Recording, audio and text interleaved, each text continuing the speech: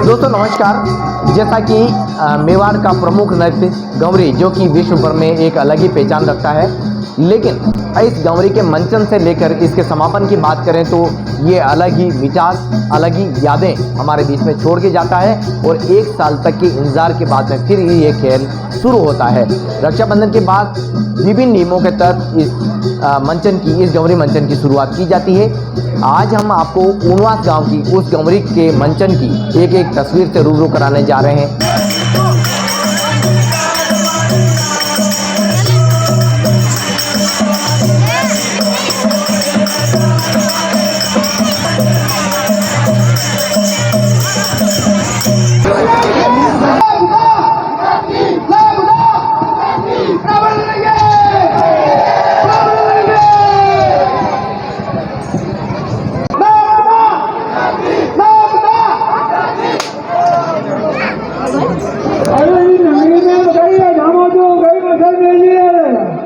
अरे मैं बादशाह हूँ।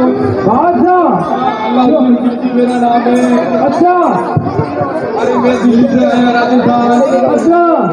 अरे राजस्थान में रणथंभौर है। हाँ। अरे अमीर दे बोलो उसको बोलो। अरे उसकी पत्नी है। अच्छा। अरे उसकी बच्ची ने। हाँ। अरे जब में कुछ बोल दिया। बोलो उसके बाद में मैंने राज किया वहाँ पर। हाँ। सुनो आपका। हाँ। अरे रणथंभौर से अरे हम जालोर आए। हाँ। अरे जालोर के बाद राजा भानादेव। हाँ। अरे इसके भाई हीरम देव। हाँ। अरे उनको युद्ध के लिए ललकारा। अच्छा। अरे उन्होंने युद्ध के लिए ललकारा तो हमारी अहिंसा स्वीकार कर ली। हाँ। अहिंसा स्वीकार करने पर हाँ मेरे बादशाह उन्हें बुलाया। अरे दिल्ली आए। हाँ दोनों भाई। अरे हमारी शहजादी। हाँ हमारी शहजादी उनसे मोहब्बत कर बैठी। बोलो अरे गरम देश से मोहब्बत कर बैठी। बोलो इसकी वजह से हाँ अरे मेरे बादशाह। हाँ मेरे बादशाह उनके सामने अरे शादी का प्रस्ताव रखा। अरे विरमदेव ने अरे मेरे बादशाह मेरे शहंशाह प्रस्ताव ठुकरा दिया। अरे मेरे बादशाह ने अरे उसका शीश काट कर अरे मेरी शहजादी के साथ हिंदू रीति रिवाज के अनुसार अरे 7 फेरे मिले। उसके बाद मेरी शहजादी जमुना नदी में कूदकर आत्मदाह कर दिया। सुनो बादशाह। अरे उसके बाद हम मेवाड़ की धरा पर आए जाके धनी लिंगनाथ है। सुनो बादशाह चित्तौड़ के राजा रतन सिंह है। रतन सिंह है। पद्मावती है। उनकी परछाई तो देखकर मेरे बादशाह खूबसूरती के कारण उन पर फिदा हो चुके। उनकी बहाने की चाहत चित्तौड़गढ़ पर आक्रमण करने आए हैं और पद्मावती को दिल्ली ले जाके रहेंगे।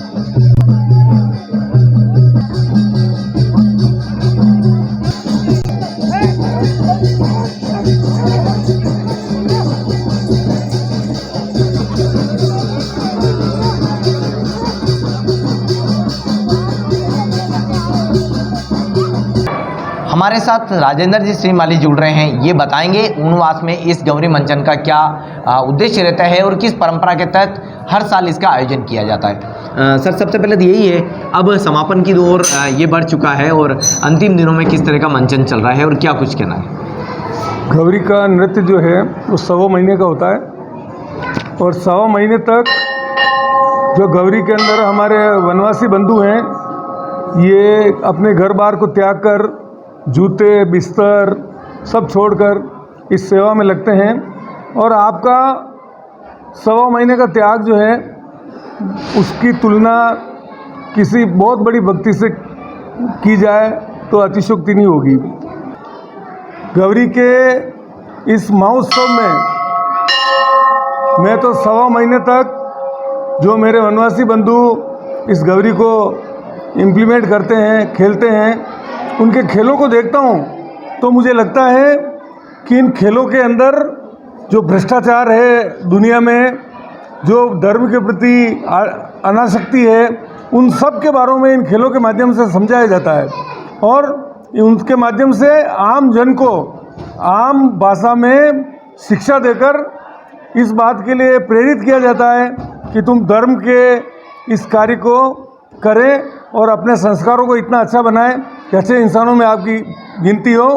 यह गौरी नृत्य बहुत बड़ी तपस्या का काम है।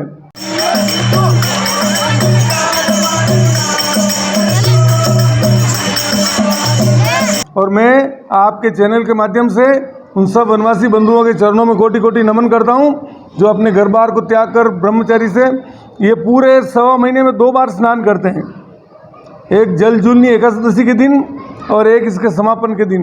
गौरी मन में किस तरह की मिठास छोड़ जाती है, किस तरह का एक आनंद दे जाती है जो आज भी सारे मनोरंजन के साधन हैं वो फीके पड़ जाते हैं?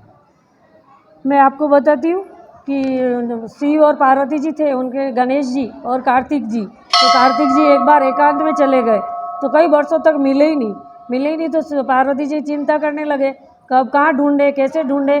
तो पार्वती जी को सपना आया कि तेरा बेटा वहाँ बैठा है।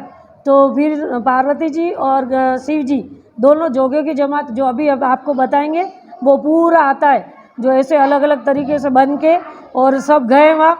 तो जाके खड़े रहे और कार्तिक जी खड़े होके माता पिता को चरण स्पर्श किया। ओ आप तो मेरे माता पिता हो, ऐसा रूप क्यों करके आए आप? तो बस हम इसीलिए आपको ढूंढने आए हैं और आज से ये दुनिया में चल जाएगा ये रूप। और गौरी नृत्य एकता प्रस्तुत करती है और सबको एक रहने के लिए एक आदर्श बना के और इतिहास छोड़ के जाती है।